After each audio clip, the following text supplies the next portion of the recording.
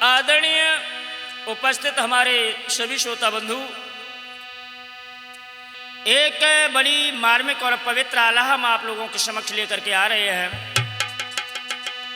ओलन बिहार की लड़ाई, जमुना का विवाह। ये कांतामल की बेटी जो जमुना है, इसका विवाह किस तरह से हुआ है दोस्तों, तो आ जाइए। दो शब्द हैं महामाई के शरणों में। आर सो मेरे भवानी हिंगलाज की, हर श्री बेलो ने शारदा माई देवी सो मेरे निज नंगर की, मैया रखो लाज हमारी।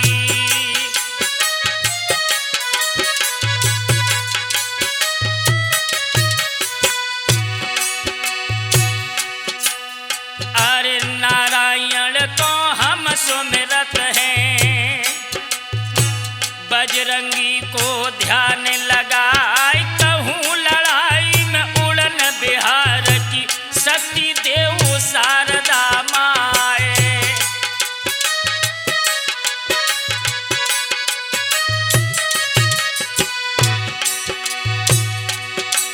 अरे उड़न बिहार किला था नामी, दुश्मन नाम सुने दहलाए, कांतामल था वहाँ का राजा, जाकी जमुना सी सुकुमारी।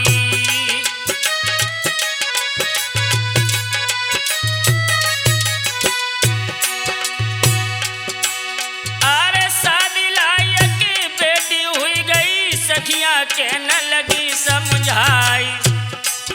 अरे क्या धन नाए बबुल तेरे के, क्या कुलहीनो पिता तुम्हार।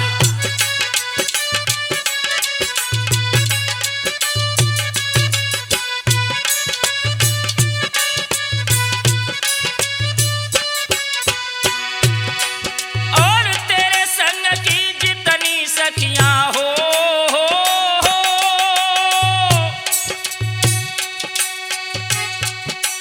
अरे तेरे संग की जितनी सखियां दुई दुई लड़का रही खिलाई।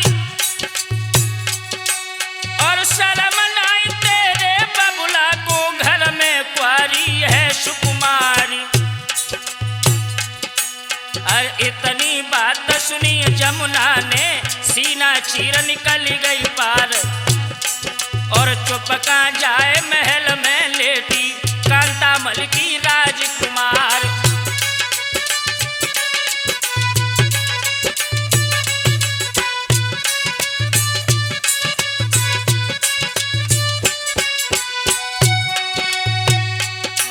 और मैया बोली है बेटी से, हो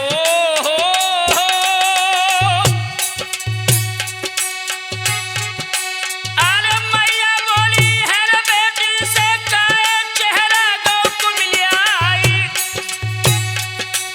और इतनी सुन के जमुना बोली, मैया सुन ले कान लगाए। और सखियां सारी ताने मारे हैं, कुलहीनो पिता हमारे। कोई क्वारी कह कह हमें चिढ़ावे, मैया सुन ले बात हमार।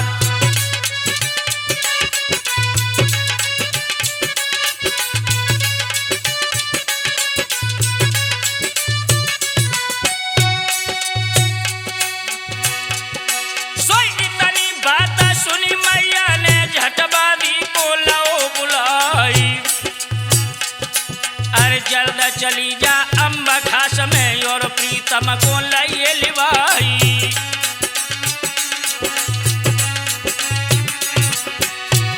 सोई बादी चली गई है रे महलन से, और महाराज को लाई लिवाई। अरे आवत देखो जब सैया को, पचरंग पलिंगा दो नवाई।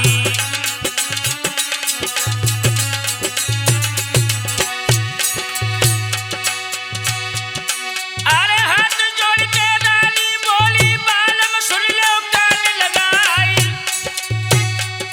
और सियाली सुता भई है घर में, बागी देव भामरे डारी।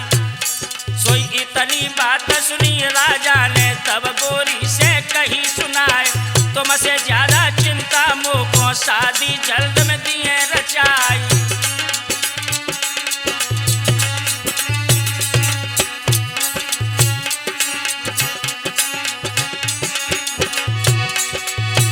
याद रखना मेरे नौजवान साथियों, जिस समय महारानी ने महाराज कांतामल को जिस समय बताया है कि पिया बेटी घर में शादी के योग्य हो गई है, कोई सुंदर लड़का देख करके इसके हाथ पीले करो, उसी समय दोस्तों नाई और पंडित को बुला लिया है और टीका लिखवाया है और नेगी को दे दिया है। कहा कि सुनो एक बात का ध्यान रखना, वो प्यार न रखना तुम महुए में जहाँ पर बसे बना फरलाई। अरे तू का न पाले चंदे ले ले, अब बल में पड़ गए बदकारी।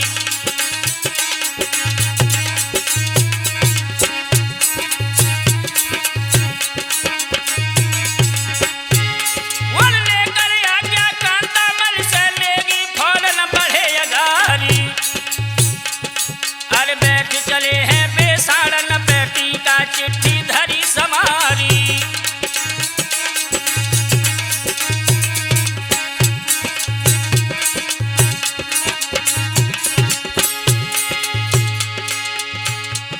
अरे रात दिना की मंजिल करके दहली धुरो दबाए लो जाई।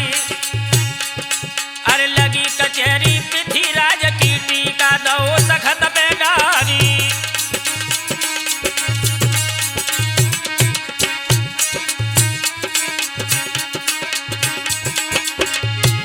और पड़ गई बाती पृथ्वीराज के, धक्का लगो कलेजा जाई।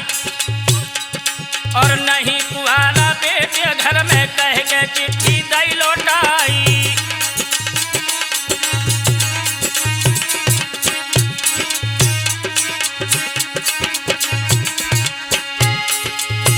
नेगी जब चिट्ठी लेकर के चले हैं और इंद्रप्रस्थ दहली में जाकर के पहुंचे हैं पृथ्वीराज के सामने, जब वो पत्र लिखाया है और पत्र जब पृथ्वीराज ने पढ़ा है घबरा गए, कहने लगे इतने बेटा हमारे घर में फालतू नहीं है जो ये शादी हम करें। लौटा दिया। वो नेगी चल गए गल दहली से और कनवज में पहुंचे जाई। अरे दाखिल हुई गए हैं कनवज में जहां दरबार कनौजी राई।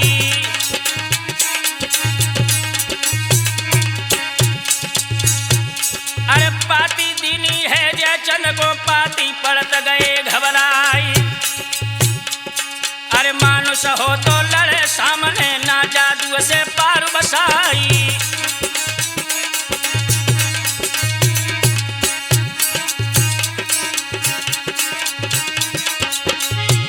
और हमको इच्छा नहीं ब्याह की, ऐसे ब्याह भाड़ में जाई। और नेगी काढ़ गए बंगला से, उनको चलतन लागी बारी।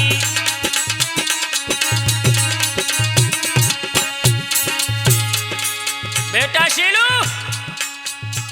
पृथ्वीराज ने जब वो पत्र वापस कर दिया है तो नेगी वहां से चले हैं और मेरे भैया जाकर के जिस समय कनौज में जाकर के पहुंचे हैं और वहां भी जब पत्र लिखाया है तो उन्होंने भी मना कर दिया। तो हुआ ऐसा, गुजरात मालवा पहुंचे गजनी और गंधारी। अरे काबुल और लुधियाना देखो, पेशावर लाहौर बाजारी।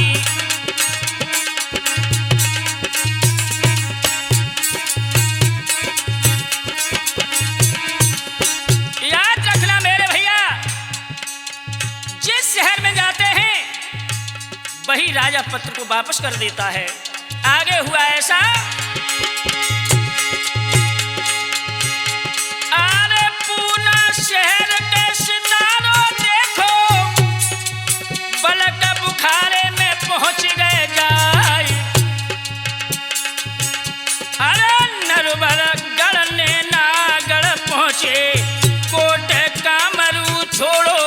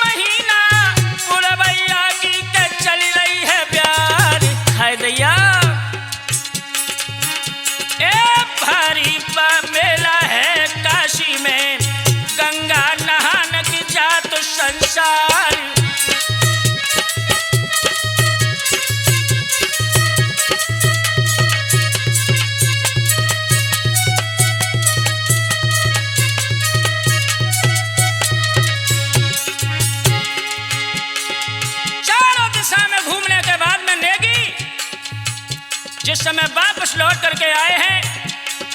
6 महीना हो गए घूमते घूमते। कांतामल को आकर के बताया है कि महाराज ये विवाह किसी ने स्वीकार नहीं किया।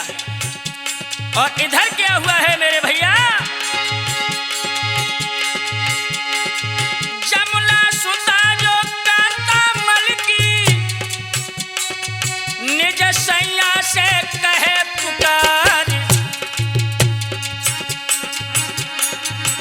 अरे मैं भी जाऊं के गंगा नहाने, आज्ञा दे दे तू मात हमारी।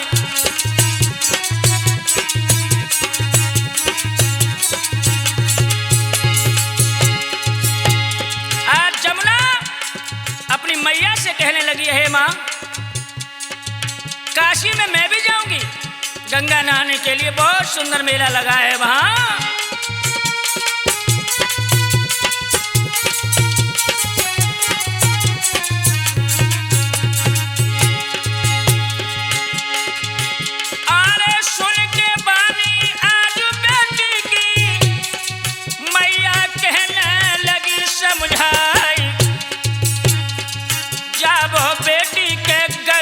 नहाने लेकिन तुम रहियो है होशियार,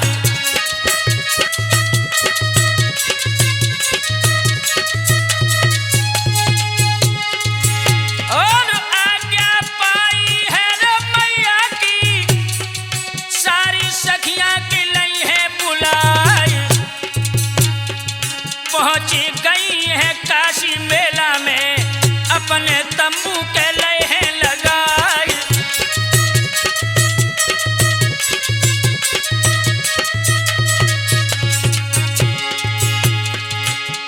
बेटा शीलू काशी मेला में जाकर के और जमुना ने सखियों के साथ वहां अपने तंबू लगा लिए, और उधर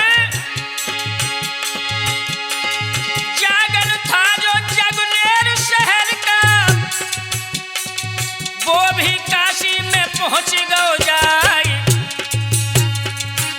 अरे तंबू तान लिए हैं रेती में, झंडा वहां पर दे है लहराई।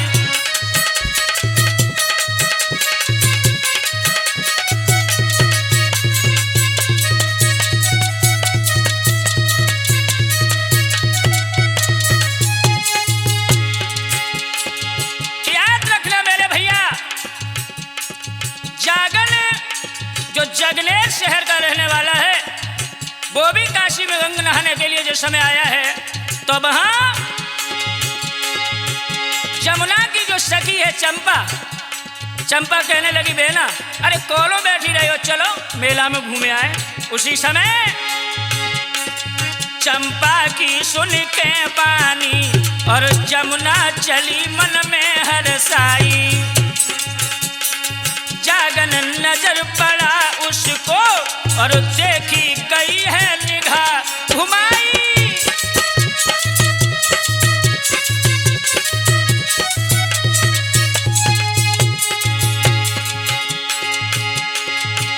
अरे जमुना बोली चंपा से, और बहनी दे कोई जतन बताई, कौन सूर यहाँ घूम रहो, कहो है मेरे दिल बीच समाई।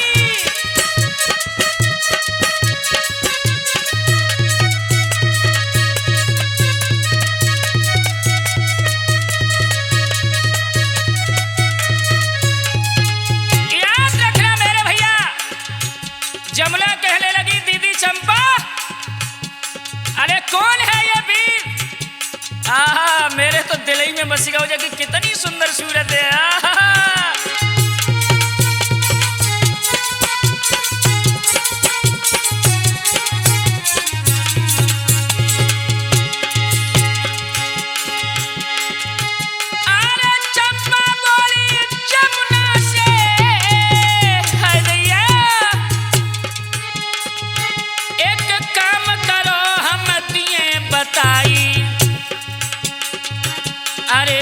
की अंगूठी तुम बदलो और अपनी देवपा को पहराई।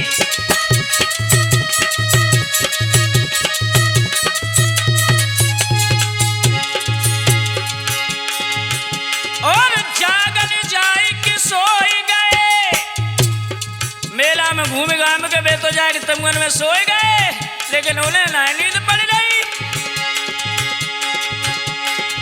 जागन जाए के सोए गए और जमुना धीरे से पास में आई और बदली अंगूठी लई बाने और मौका को फायदा लो है उठाई।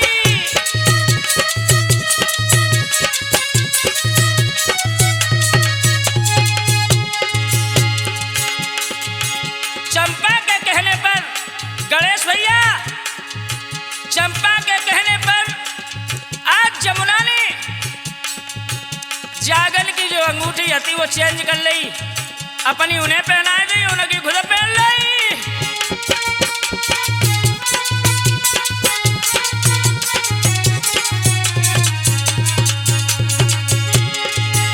और आंखें खुली है जब जागन की, नजरी अंगूठी पैर पड़ जाए। हाय दैया,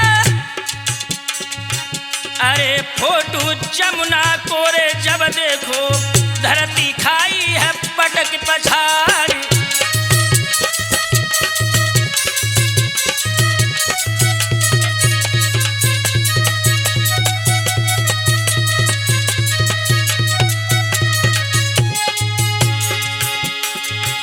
और लेके जागन को सब साथी और जगनेरा में पहुंच गए जाई।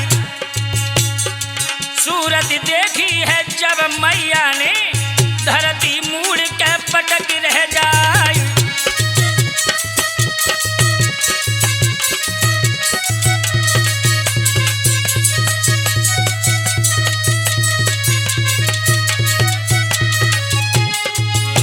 सीलू बेटा, जो औरत के अंदर भगवान ने ऐसो का छुपा दो जो मर्द सिर्री हो जात जापे।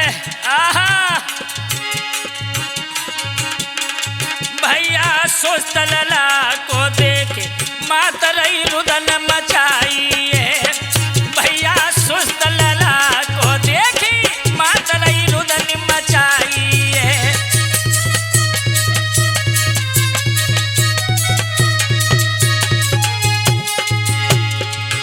और रुदन मचाई है, कैसीलू रुदन मचाई है। भैया सुस्त लौआ को देख मातरई रुदन मचाई है।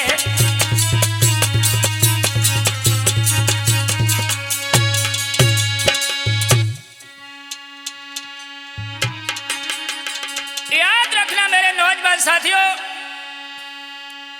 काशी मेला में जब जागन की अंगूठी जमुना ने चेंज कर ली और चेंज करने के बाद में जमुना अपने घर चली आई। जागन परेशान हो गए, साथी घर ले आए हैं। माँ ने जिस समय देखा है तो माँ बुरी तरीके से रोने लगी। ये क्या हुआ? एक मालिन की लड़की थी, जागन से बोली है आप चिंता न करो, जिस लड़की की तस्वीर इस अंगूठी के ऊपर है मैं उसे जानती हूं। ये लड़की वहीं की है जहां पर मेरी ससुराल है। बोली है भैया उसी समय, अरे भारी राजा कांता मल है, नामी सूरवीर सरदार, खिला बलि लो है जादू को, अरे उसको कहते उड़न बिहारी।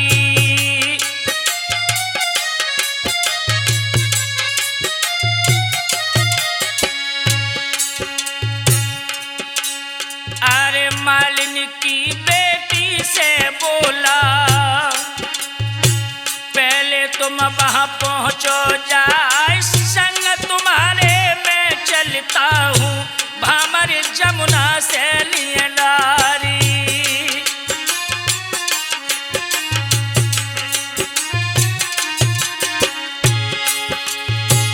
दोस्तों,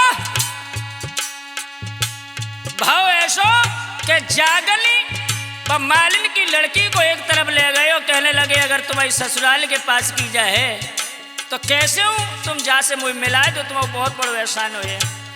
तुम हमारे संग चलो, हम इसके शादी करे बिगड़ रह नहीं सकता हूँ।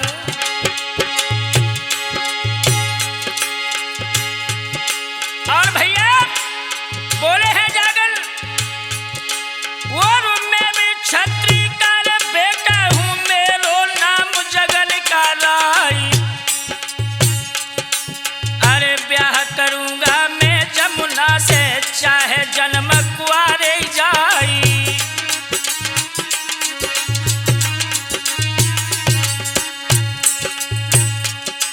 और मालिन संग गए हैं जागन, एक बाग में गए टिकाई। अरे कल सुबह जमुना आवेगी, बासेलियों के भिजा पसारी।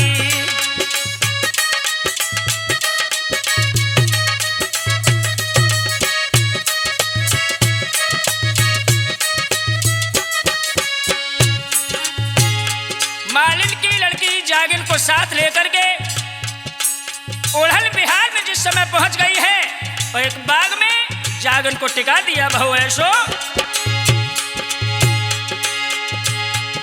और सारी रात टिके हैं जागन हो।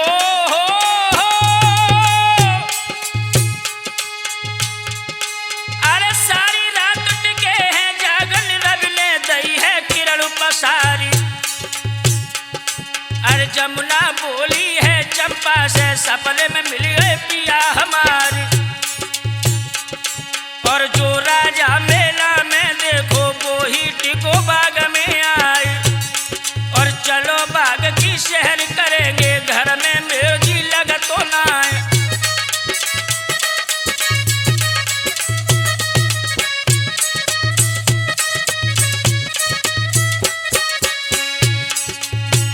मेरे भैया जमुना अपनी सखियों से कहने लगी है, दीदी एक मन की बात बताएं तुम्हें। जो वीर बहादुर मेला में मिला था, वही आज मैंने सपने में और देखा है। बाकी सूरत तो हमारे दिल में ऐसे बस गई है, कैसे बताएं दीदी।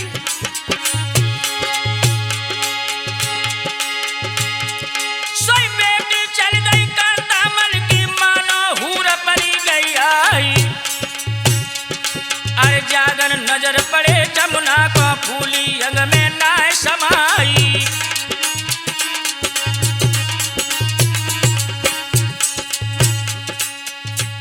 जमुना की एक सखी है जिसका नाम है चंपा। चंपा कहने लगी है जागन से जाकर के, जो बाग में टिके थे। और चंपा बोली है जागन से, तुमको शर्म रही है नहीं। और बाग जलाने में घुस आए, भकसी बीच दिए डलवाई।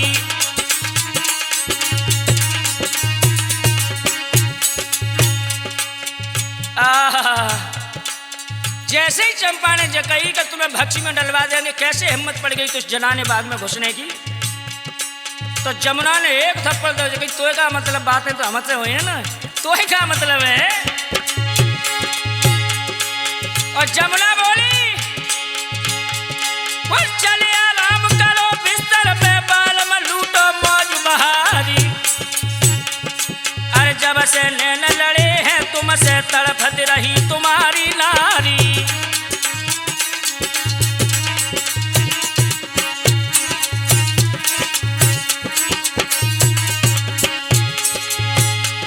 और जागल बोले हैं जमुना से, कुआरी से चढ़े हम नाई। और धर्म बिगड़ जाए रजपूतन को, सब छत्री बन जाए नसाई।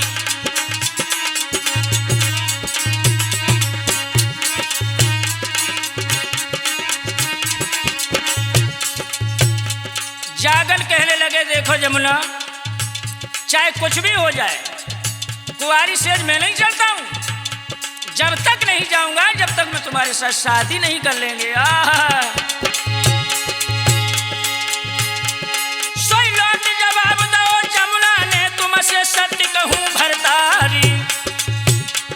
अरे लड़ो न जीतो मेरे बबुला से, भजी हो खुआरी हो तुम्हारी।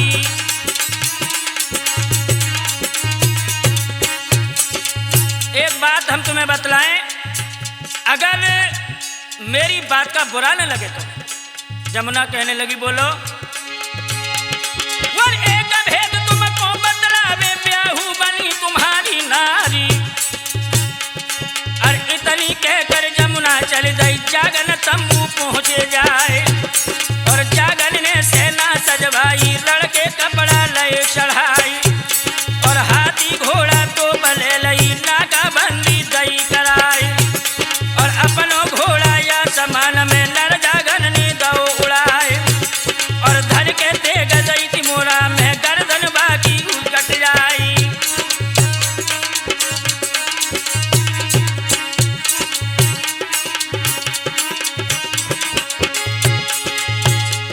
मेरे नौजवान साथियों, आज जमुना कहने लगी है, पिया लड़के पार नहीं पड़नी है, एक काम करना होगा तुम्हें। क्या?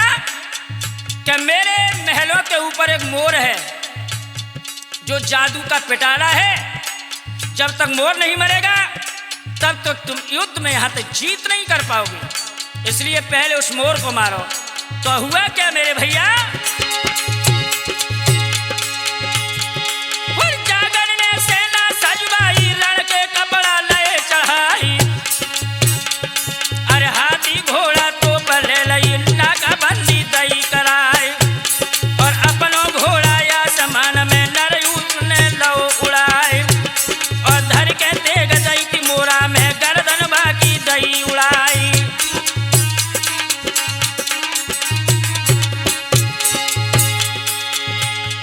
वर मर गो मोरा, चढ़ गो योधा, जादू सबई गो नसाई। अरे गोला छोड़ दे तो बन के किला के झंडा दे गिराई।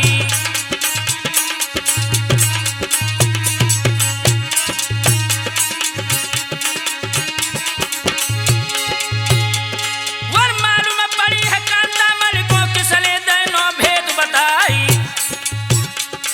और मोरा मर गो, जादू नस गो, लेना लाल बरन हुई जाई।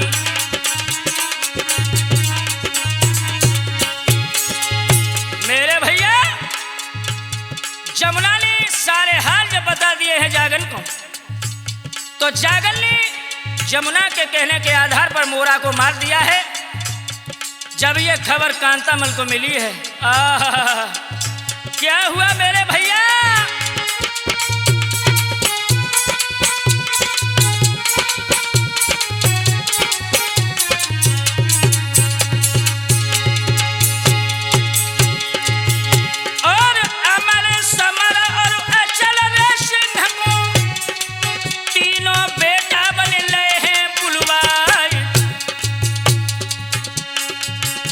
बाजी ने के करी है चढ़ाई। जन्म कौन है सूर्य माया।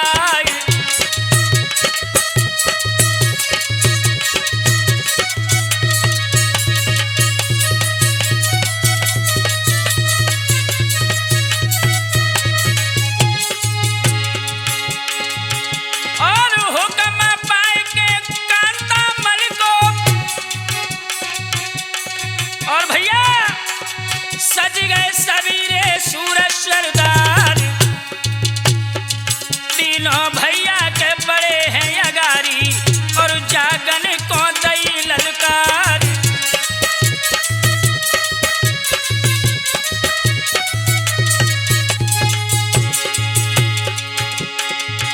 अरे कौन देश को रहने वालों, अपनों तीजे मोए नाम बताई।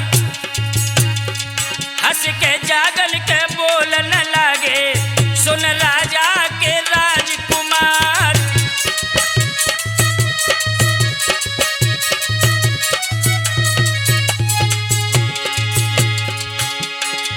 मैं जागन जगनेर शहर को, जमुना बनी है हमारी नारी। हाय दैया,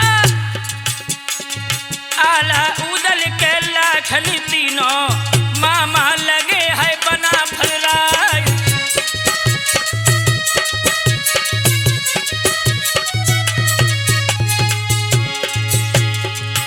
जागन कहने लगे, मैं जगनेश शहर का रहने वाला हूँ।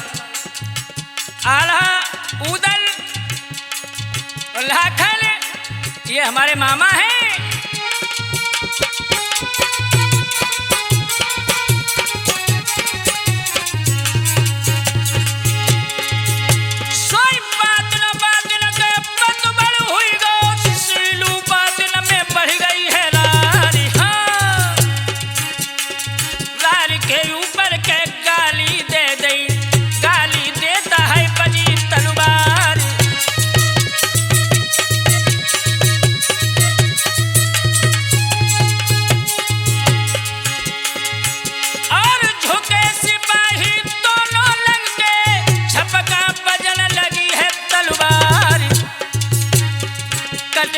छोना रजपूतन के गिर रहे खेतन के यार मैदान।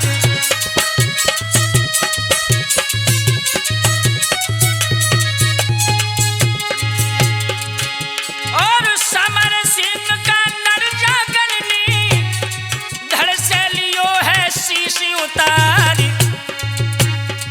क्रोध में भर के अचल सिंह ने मारी जागने में है तलवार।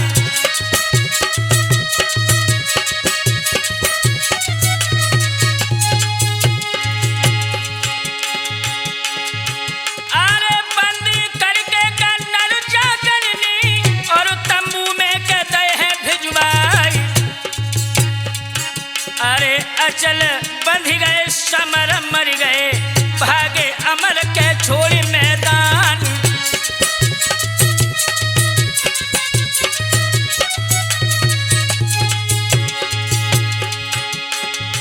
और जाए के बोले हैं कांतामल से, बाबुल भैया ये गजब की बात। समर मर गए करण खेतन में, अचल सिंह को लो है बंधुआई।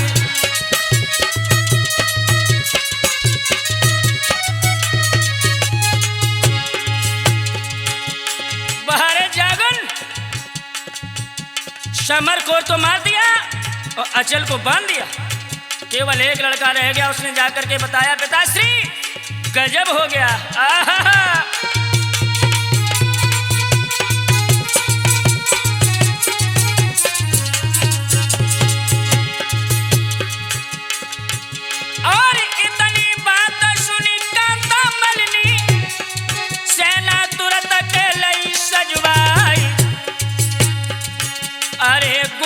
झिलमिला कीरे मठिया पर पहुंचो कांतामल सरदार।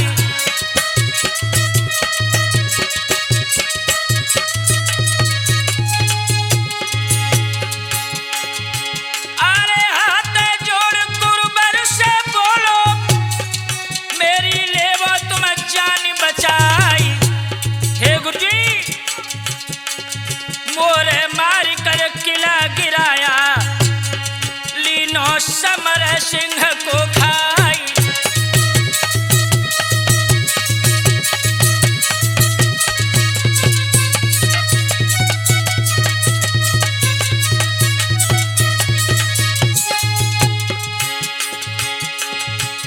आज गुरु झिलमिला की मठिया पर जाकर के पहुंच गए हैं कांतामल और कहने लगे गुरुजी मेरी रक्षा करो।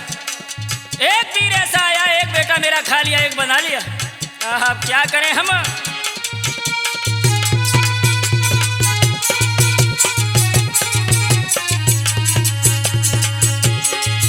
और है जागन जगनेर शहर का, अचल बंदी के लय है बनाई। अरे सुन के बात के झिलमिला बोले, चेला क्यों तुम रहे हो घबराई।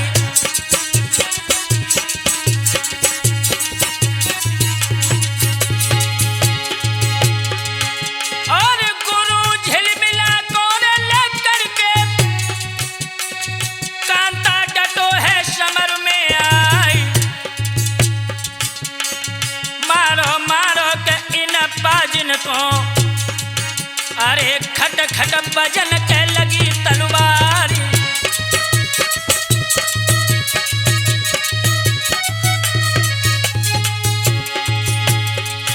अरे पैदल से पैदल भिड़ बैठे, अशुबार, सूड़ लपेटा के हाथी मारे, पील बानर हो अंकुश मार।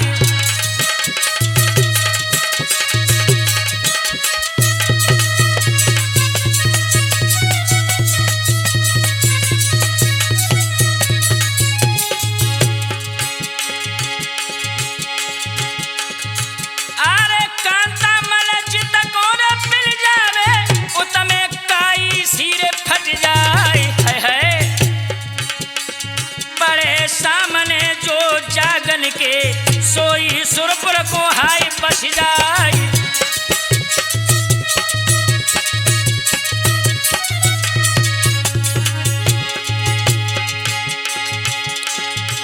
और गुरु झिलमिलाने रे जागन पे, अपनो जादू के दोहे चलाई। आई मूर्छा जब जागन को, कांता मन लो कैद कराई।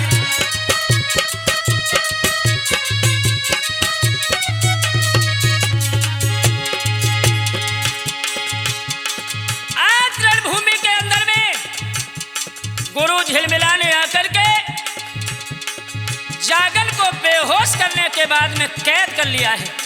आहा,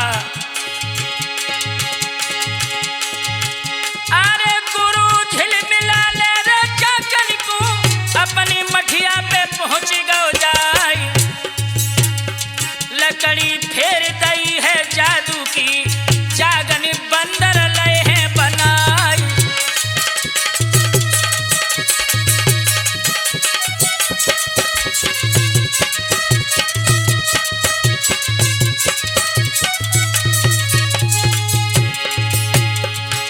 और जब ई खबर पड़ी है जमुना को, धरती गिरी है मूर्छा खाई। अरे बुरा किया है मेरे बबुला ने, अब सजना मिलवे के नाई।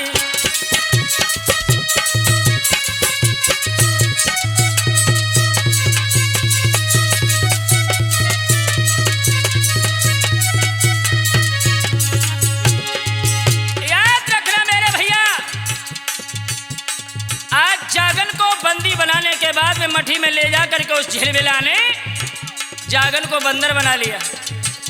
अब किस तरह से झिलमिला की कैद से छुटाया गया है जागन को, तो आप लोग द्वितीय भाग में सुनेंगे।